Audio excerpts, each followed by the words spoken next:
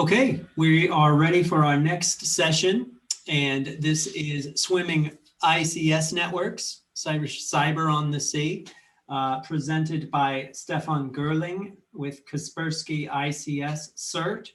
He's a cybersecurity expert and maritime cybersecurity expert. Stefan is a 51-year-old cybersecurity and electronics specialist, starting his career with the legendary C64 end of 1983. In the beginning, he was interested in everything from about what was possible with computers, hardware modifications, programming, and later when the first boot sector viruses came up, also IT security. Today, he's focused on IT, OT systems and the security of maritime equipment. He has more than 20 years of experience now working in the oil and gas industry to protect a leading pipeline inspection company. He's also worked with the German Army as an electronics specialist on helicopters and took part in several missions. So without further ado, we will go ahead and hand the presentation over to you, Stefan. Thanks for joining us and educating us on ICS systems in the maritime sector. Yeah, welcome everybody. It's a great honor for me to take part in this session now, and I've put together some nice aspects and insight views on ICS networks, or details on how it looks like on a yacht, for example. So I'm just going to the next slide. Yeah. As already mentioned, I'm working for Kaspersky in the ICS search, and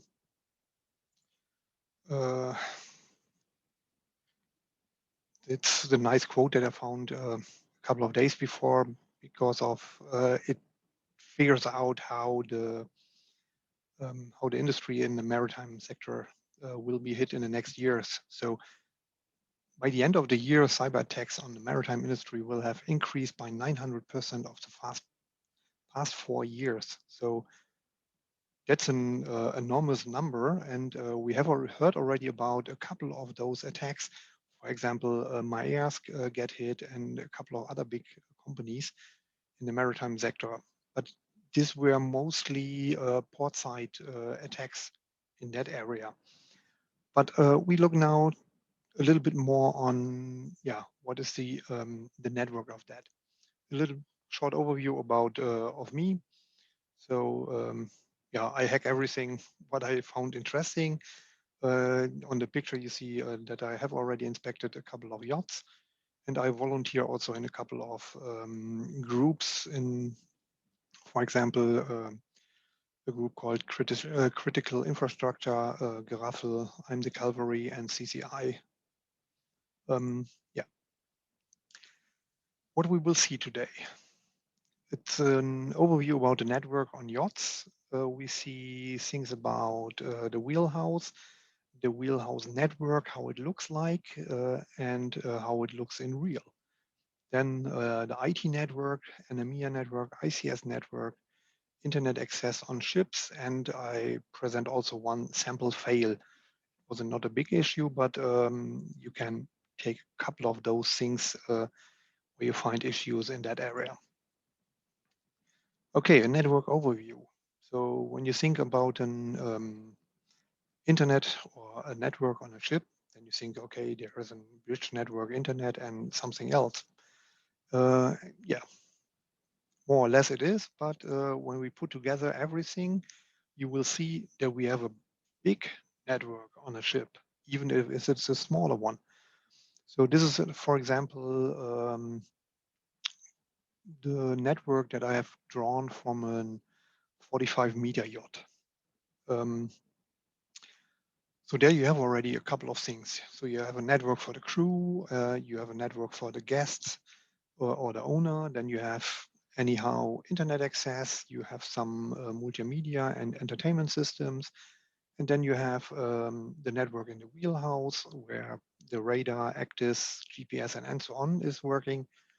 And you have for sure the industrial part where all the engine control, generators, hydraulics, valves control, HMIs, HVAC, and so on are located and controlled.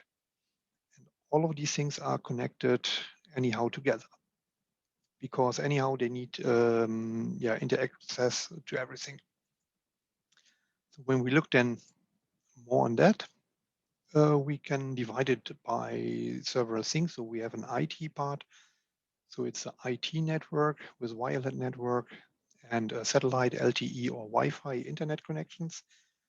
And then we have also the OT part, where you can name the Wheelhouse network. So they have a special network designed for that. We have the NMEA 0183 and NMEA 2000 bus.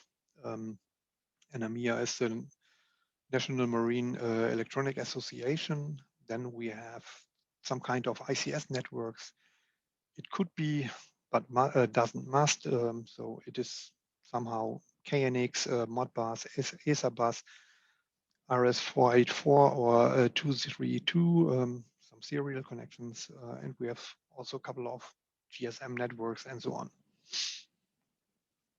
So that's only the overview about what we have. So when we look now a little bit more into those, we see we take a closer look now onto the wheelhouse. So the wheelhouse is quite interesting. So you have here the bridge where everything is connected for the captain together, where they mostly completely can operate all the necessary part of the ship. So you have a rudder control, but yeah, it's an independent system. So when you steer the rudder, it's not really connected with the ICS network. Anyhow, yes, but the direct command is going over hydraulics, and then it's a separate system because of safety regulations. But the engine control, you have completely access on the bridge, also to a couple of valves, pumps, HVAC, and so on. And on the IT part, you have also, you need to have computers for crew planning, internet access, email, and electronic chart updates. That's for the navigation system, because at least every 2 weeks you have to update your electronic chart display, otherwise your maritime charts are outdated. When we look now in deeper detail on it, so this is only the network infrastructure for the navigation system. So there are 2 different navigation systems on the bridge. So one on the left side, one on the right side, or starboard and port side. So you have 2 complete devices there, and they have also their own computers, and they connected over redundant network switches and all that things. So the interesting part is that more or less is very old stuff, or sometimes also very legacy things. So the Transas Navisailor version that I've looked up last year was an installation from 2011. And you can say the navigation system is an embedded Windows XP computer where the navigation software is running on. And all the other stuff is just putting together. So the interesting thing is then, okay, they're using Windows XP. This year, I inspected also another yacht. There was a Furuno network on it, a Furuno Actis. So they had running a Windows 7 embedded device as a base system where their software is running on. So to connect with all the other things, you have also connections to the radar system and so on. So there are a couple of computers and network connections also to all the other devices, so that you have one monitor device where you can interact with all the devices you need for navigation of your ship. So you can display on the electronic charts. You can have a radar overlay. You can have a sonar chart on it. You can show some GPS information from other ship or AIS information and so on. That's because why everything is connected together. It looks a little bit strange. This is the theoretical view, how it should look like, but in reality, it's looking more and more confusing when you show up in that. So this is on the bridge underneath of the cabinet of the wheelhouse, where you see then the black box in the middle. That's one of those computers what is running the display, where the electronic chart display is shown on. And behind it, there are all the network cables and interconnections to all the other devices. There are a couple of other racks inside of a wheelhouse with all other connections and charts and everything else. Then here we have the main switch between the chart displays, so where all the devices connecting together. Here we have another one. So it's again an industrial computer, and below left is silver one. On the upper left, you see one of those smaller switches for some of the PLC networks. And there is on the upper right one, there you see also a GSM modem. So this one is also connected to the Wheelhouse network to send out or receive some commands over a mobile network. So you see there are a couple of network connections to it. It looks a little bit weird. And then, I once when I was inspecting those networks, I was looking at it and then, okay, so they have a Windows XP network on the bridge. Should I scan it or not? So no, I don't do it. So that was a decision where I just passively put my network tabs on the network and look up what interesting information you can see there. Maybe you find some issues or not. This is from another ship where I connected to another area. But in the same way, I just passively connecting and sniffing the network information. And then you can see all the interesting things that you want. So the thing is, it looks like an Ethernet, like a normal IT network, but the devices are sharing their information just with UDP broadcasters. So every device is just sending out on the network, hey, I have those information. Here's the GPS position from a GPS receiver, for example. Here's the GPS position, take care of it. And then the devices that needs those information, they just grab, just listen on the network, and then, oh, here's a GPS position, grab it from the network and show it in the display. Okay, here's the GPS position. That's how it is working, just by broadcasting, and anyone is listening to it.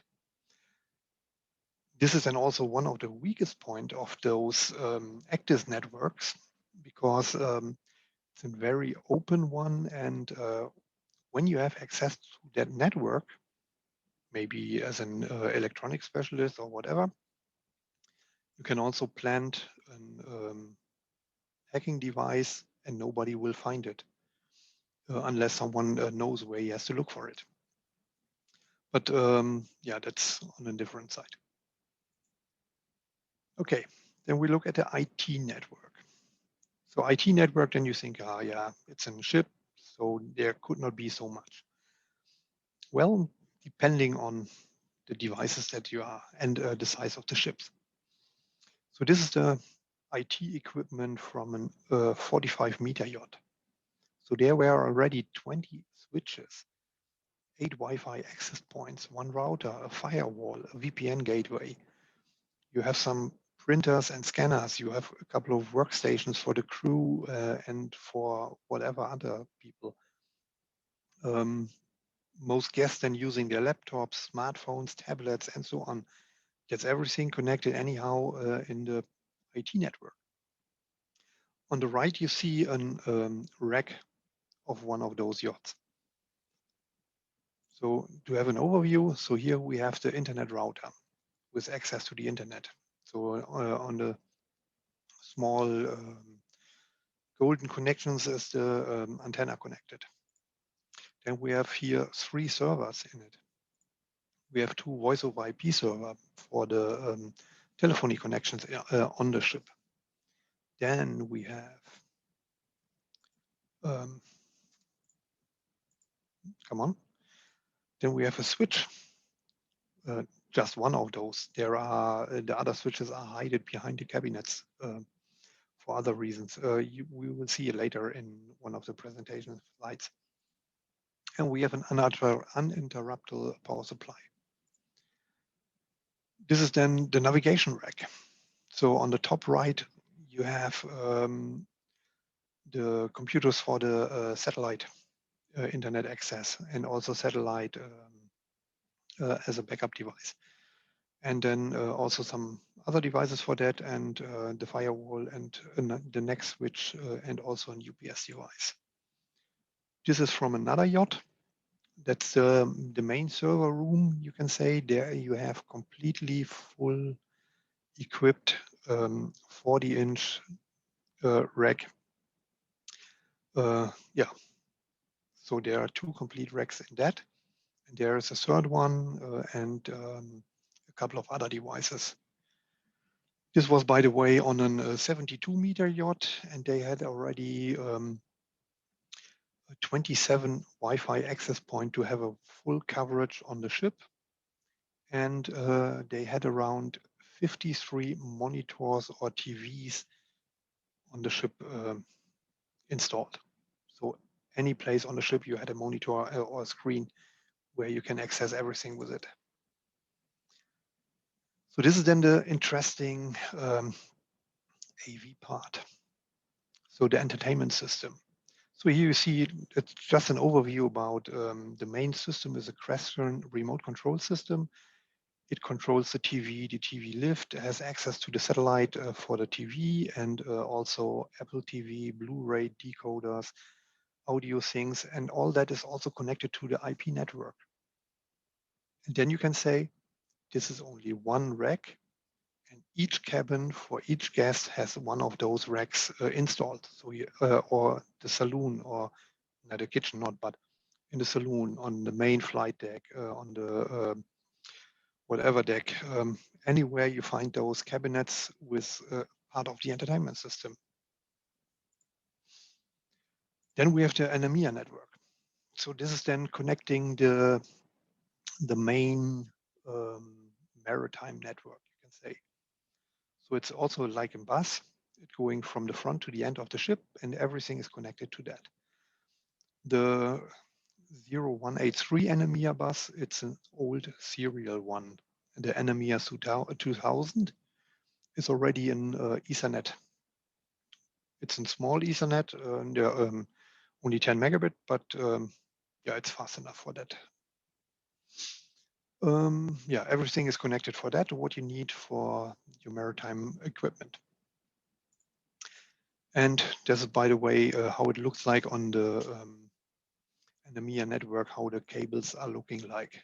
Looking like a little bit like the Ethernet 10-base-2 in the older days with a coax cable, but yeah, in this case, it's the Ethernet for the NMEA 2000. So this is the NMEA 2000 network, how it looks like, where you have all those devices that you need for that. You have speed indicators, GPS, course guide, wind, and so on. And also on the very right side, you see a remote control for autopilot. It's also an interesting part. Yeah, coming to the ICS network. So this one is now the very big one because there are so many things on a ship. So in the ICS, we have the rudder control, we have the diesel generators, we have the engines, a couple of valves for the fuel pumps, for fresh water, gray water, black water support. We have air conditioning and air refreshing system, the HVAC, and dozens of sensors that sending status information about the physical health of those devices. And we also need, more or less the network connection for the ETO that they have email access or internet access, and sometimes also remote control for maintenance. Yes, remote control for maintenance. They have sometimes team viewer sessions running that someone else from the manufacturer has access to the thing and can fix some issues while they are running on the sea. It's, yeah, you can think about it, but I'll show you in a couple of pictures later that there are some other things with. So this is just an overview about from Automasken 400 how the ICS network looks like in their environment. And when we look here in the upper left, there is a connection to the Ethernet wide area network, so to the normal IT infrastructure on the ship, and also to some other Modbus installations. So there you see already a couple of things on that. So this is then the completely ship where the electronic technical officer sits.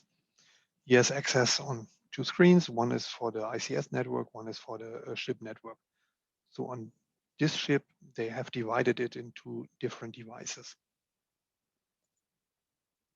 So this is then now the main panel in the middle where you can see all those status information. You can access it with a touchpad. Just click on it and then you have access to it. This is then the complete PLC network overview. There you have also access it. This is how it is it planned. And here on in the red circle, you see the internet connection for the ICS network. So the electronic technical officer on those ship has decided, no, I don't want to have my ICS network connected to all the other networks. I don't need it. All for operating is running, but no remote access for maintenance work. So when they have an issue, the ETO knows it.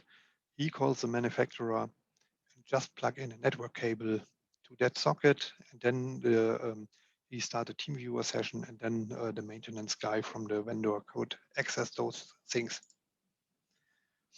Yeah.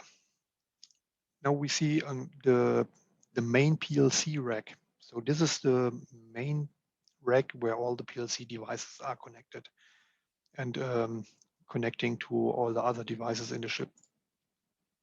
This is then the next overview about the valves and the different tanks for the fuel.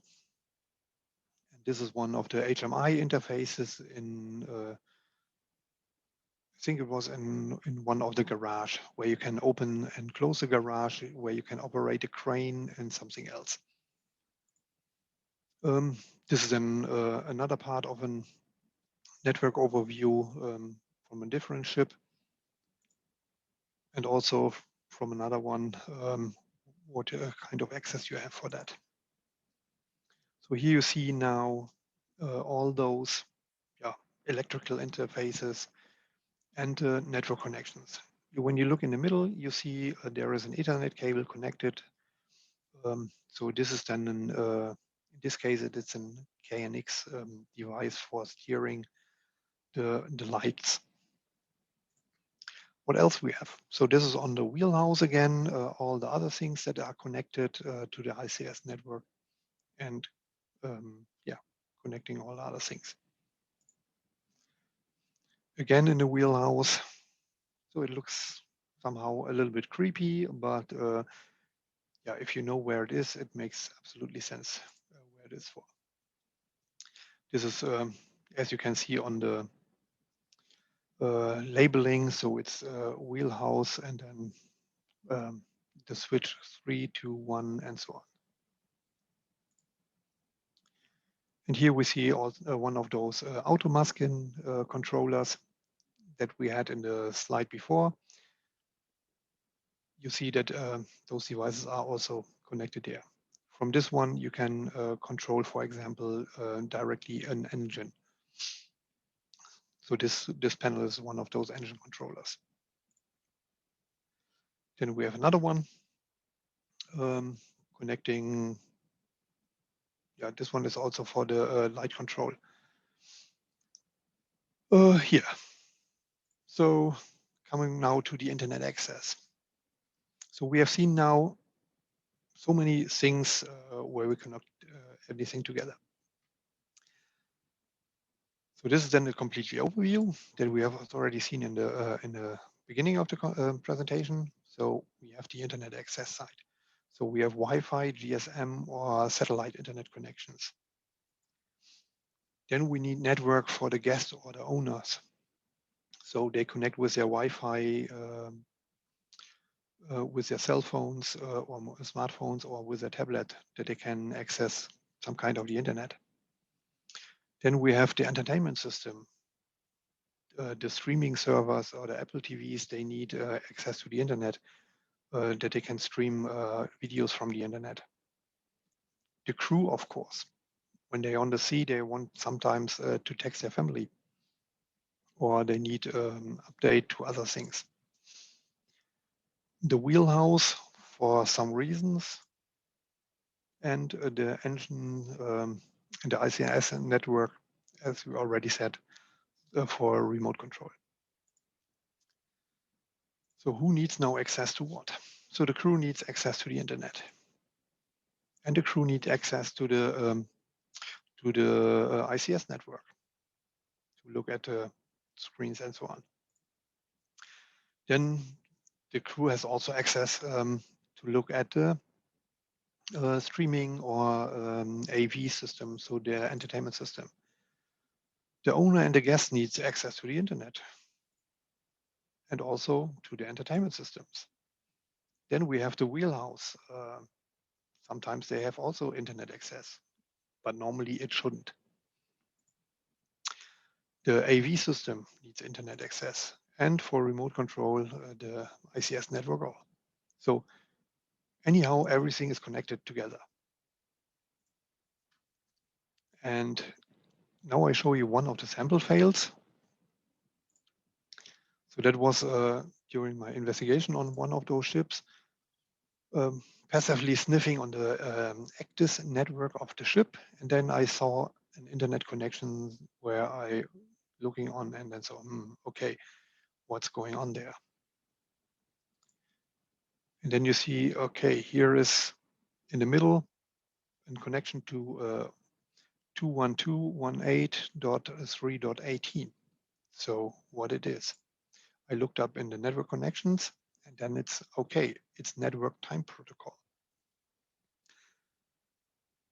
So you have to know then, in this case, the wheelhouse of that ship I inspected in July was completely refitted last year, 2019. So they had connected or installed a complete new navigation system. And the manufacturer anyhow used then network time protocol to synchronize the network with a proper time. But yeah, why do the wheelhouse network need internet access for network time protocol? It's not needed. There are so many devices, the GPS, they have an accurate time source for that. So we reconnected the internet connections for the wheelhouse. So we removed the network connection. So there is no internet connection for the wheelhouse anymore and put in place an internal network time protocol server. It's just a small black box. It has an Ethernet port. It's just connecting to the other ones. And then, yeah, it's then supporting the network with all those network time informations. So in that case, one of those parts is then removed. Okay. So what lead then to all those incidents? So mostly we have software vulnerabilities that we sometimes not known about. We have ineffective or inadequate protections, no network segmentations. As we can saw in the network overview, network segmentation is sometimes a problem. Unsecure configuration, like with the network time protocol. Legacy hard and software, like with the Transas system where you have Windows XP still running and it's working, and so on. And on the other side, we have also awareness, the lack of awareness for example, for the employees or the crew on board in case of information security, or security requirement breaches by installing different systems on board, and late or no installation of updates. The problem is in the maritime sector, when a ship is on board, you cannot install an update. So you have to wait until it is in the harbor for maintenance, for example. Then you can do the updates. And that's more or less close to the end. Here at the left side, we see a picture of the Prelude. The Prelude is one of the biggest ship ever man-made built. So it's 488 meters long. And it's a complete floating LNG production site. So it's not only a ship, it's also a production site for liquid natural gas. And it's it's operating in close to the harbor of too close to the coast of Australia. Yeah, coming to the end, just giving you an overview about that, not focusing on so many other things, just let you see how some things are working and connected. And yeah, if you have questions, go ahead.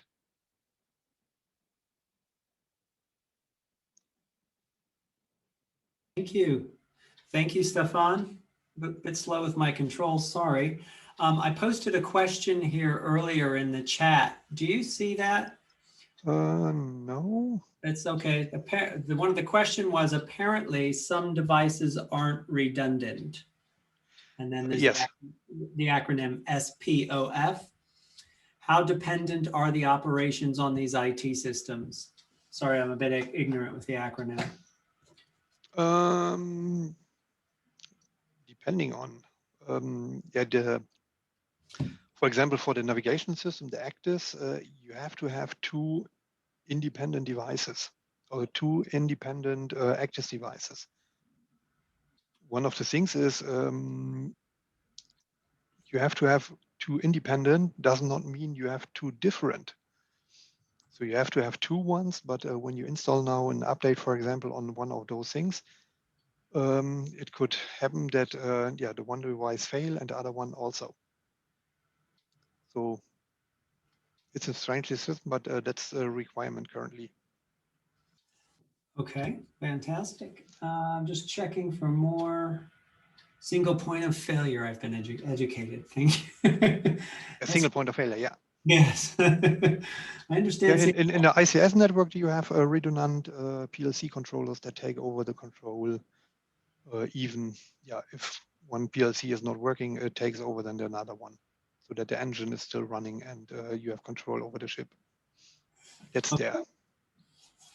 Okay, well, we've had quite a few compliments on your presentation. Thank you very much for joining us. We're out of time for today. So that's Stefan Gerling, Senior Security Researcher with Kaspersky ICS CERT, if I have that correct. Yes. And cybersecurity expert, maritime cybersecurity expert. Thank you very much for joining us. It's a fantastic technical presentation, and we do have quite a few technical people actually online who I know are really enjoying this, Stefan. So thank you so much for contributing and taking your time today. Stefan's contact details are right there. You can also reach out to him on the virtual software platform to get more information from him. Maritime cybersecurity is a growing sector, And, you know, a lot of you out there might want to dig a bit deeper into that, and I'm sure Stefan can help you. Without further ado, though, the Cyber Senate would like to thank you, Stefan, and all of our speakers today, as well as our sponsors, Fortinet, Waterfall Security Solutions, Verve Industrial Control, McKinsey, as well as Micron Electronics GmbH. And it's great to have worked with you all today. And we'll see you first thing tomorrow with an opening presentation, fireside chat with Maersk. Thanks again. Yeah, see you tomorrow, and thanks for being here. Thank you, Stefan. Take care. Thank you, everyone. Goodbye.